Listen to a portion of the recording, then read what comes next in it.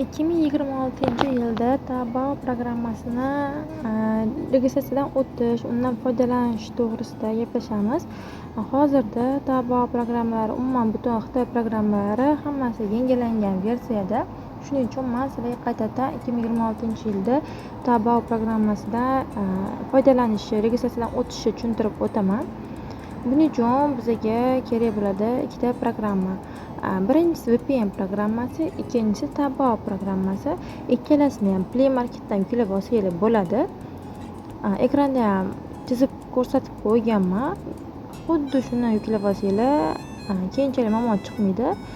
VPN ham xuddi shuni yuklasanglar, registratsiyadan o'tayotganingizda hech qanaqa muammo bo'lmaydi. Bu endi sizlarga maslahat, keyinchalik qiynalmasliginglar uchun. O'zim xuddi shu VPN dan foydalanaman, juda ham zo'r ishlab beradi. Shu ikkita programmani yuklab olasizlar va VPN ni yoqasizlar birinchi navbatda. VPN yoqqaningizdan keyin Tabao programmasiga kiramiz.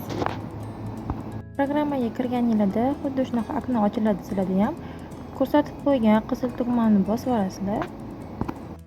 Pastdagi tugmani ham bosib olamiz. Bu bizga tezroq registratsiya bo'limiga o'tishga yordam beradi. Bu yerda ikkita narsa qilishimiz kerak. Bittasi hamma knopkaga galочкani yoqib qo'yishimiz kerak, keyin qizil yozuvni ustiga bosib olamiz. Bu yerda galочкani yoqib qo'yib 86 raqamini ustiga bosib olamiz. Davlatlarga olib o'tadi. Bu yerdan biz O'zbekistonni qidirishimiz kerak. O'zbekiston pastroq tomonda joylashgan. Pasrog'iga tushsak, mana 998 raqam bilan boshlangan joyi ustiga bosamiz va bu yerga o'zimizning telefon raqamimizni kiritamiz. Bu yerda biz bittasiga ahamiyat berishimiz kerak. Biz ochayotgan telefon raqamimiz yo Telegram yo WhatsAppga ulangan bo'lishi kerak.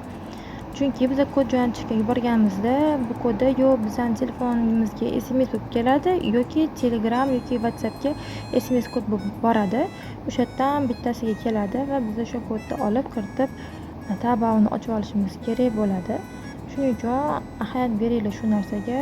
Hech bo'lmasa Telegramingizga ulangan bo'lsin, shu nomerga Telegram ochilgan bo'lsin. Shunda bizda kod kelishi osonroq bo'ladi. Keyin kod kelgandan keyin ham sirasi shoshilib chiqib ketib qolmanglar. Programmani o'ziga tashlab beringlar. Kodni joylaganingizdan keyin balki qotib qolishi mumkin, to'xtab qolishi mumkin. Sizlar hech narsani bosmanglar. Programmani o'zi sekin ishlab, to'g'rilab qabul qilib oladi. Agar shoshilib chiqib ketadigan bo'lsanglar, Tabao programmasini ocholmay qolib ketishingiz mumkin. Tabao 100% ochilganini biz qattan bilamiz. Pastdagi mana odamcha rasmini bossak, tepadagi qismda mana xuddi shunaqa narsalar yozilib ochilgan bo'lsa, demak sizlar Tabao 100% ochilgan bo'ladi. Yana bitta ogohlantirish, kodni kiritganingizdan keyin sizlardan bog'dagi shunaqa rasm paydo bo'ladigan bo'lsa, mana bu galочкani oxirigacha surib yuboringlar. Shunda kodingizlar avtomatik qabul qilinadi. Agar telefoningizda shunaqa okno ochiladigan bo'lsa, oranjiy tugmani bosib yuboringlar. Bu degani Wi-Fi yoki internetingiz yaxshi ishlamayotgan bo'ladi. Endi biz kargochi manzilni joylashimiz kerak. Kargochi manzilni joylash uchun pastdagi odamcha ustiga bosib, tepadagi nastroyka belgisini ustiga bosamiz.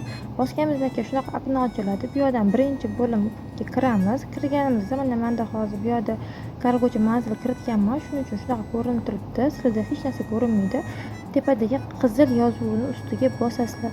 Bosganingizda shunaqa okno ochiladi. Bu yoqqa kargochi bergan hamma narsasini kiritasizlar. Telefon raqamini, manzilini hammasini kiritasizlar va bu galочкani ham bosib qo'yib, saqlash tugmasini bosamiz. Pastdagi tugmani bosganimizdan keyin sizlar xuddi shu manzilni skrinshot qilib kargochiga tashinglar. Kargochi tekshirib bersin. Kargochi 100% to'g'ri degandan keyin sizlar bemalol zakaz ursanglar bo'ladi. Agar kargochi noto'g'ri deydigan bo'lsa, to'g'rilaydigan joylarini aytadi. Shu joylarni to'g'rilab, yana qaytadan skrin qilib, yana kargochiga tekshirasizlar. Bu keyinchalik muammolarni oldini oladi. Masalan, tovaringizni u yoq bu yoq qilib yetib kelolmay qoladigan bo'lsa, qo'lingizga siz kargochidan so'rashingiz mumkin. Mana programmada yetib borgan deyapti. Sizda ko'rinmayapti saytingiz desangiz, kargochi agar manzilni tekshirmagan bo'lsangiz, o'zing manziling noto'g'ri, shunday turib ketib qolgan, bizda emas, tekshirmagansan deb aytadi. Sizlar tekshirib olsanglar, agar bu narsa bo'ladigan bo'lsa, bunga kargochi javob beradi. Chunki sizlar manzillarni to'g'ri joylagansizlar, hamma narsalar to'g'ri bo'lyapti. Sizlarga zakaz qilish bo'yicha ham ozgina tushuncha berib o'taman. Masalan, men birinchi turgan shalvar olmoqchi bo'lsam, shuni ustiga bosaman. Bu yerda bizlarga tushunarli bo'lishi uchun narxlar dollarda keltirilgan. Mana pastda ko'rishingiz mumkin. Bemalol narxini biz dollarda hisoblasak bo'ladi. Pastdagi 3 ta narsaga keladigan bo'lsak, bu magazinchi, do'konchi egasini o'zi magazinga kirib olib o'tadi. Bu yoqda o'rtasidagi bir SMScha bu magazinchini o'zi bilan bemalol gaplashsangiz bo'ladigan joy. Masalan, mahsulot haqida qanaqadir savolingiz bo'lsa, bemalol shu magazinchiga yozib, gaplashib, bemalol keyin zakaz qilib olsangiz bo'ladi. Mana bu yulduzcha, bu agar sizga shu magazin yoqsa, shu yulduzchasini bosib qo'ysangiz bo'ladi. Yana bitta yulduzchasi ko'payadi.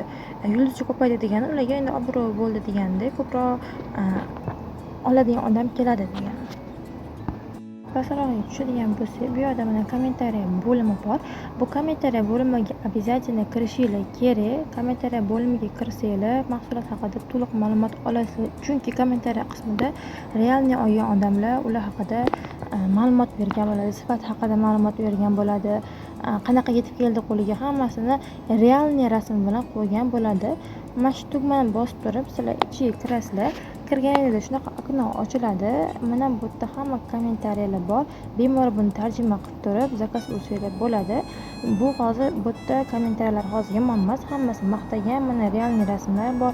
Bemalol realniy rasmlarni kirib ko'rsanglar bo'ladi. Zakaz urayotganimiz yana bittasiga ahamiyat beradigan narsa, mana pastda turgan magazinchining yulduzchasi 4-6 yulduzcha olgan ekan. Bu yaxshi, zo'r degani. Agar sizlar shu yulduzchasida 2-3 ko'radigan bo'lsanglar, umuman zakaz qilmanglar. Bu magazin mashinik, aldamchi yoki sifatsiz narsalar olib keladigan magazin bo'ladi. Ko'proq shu yulduzchasi 4, uzog'i 4da, 4gacha yoki 4dan buyog'i agar 5 bo'lsa, vashi ham zo'r degani.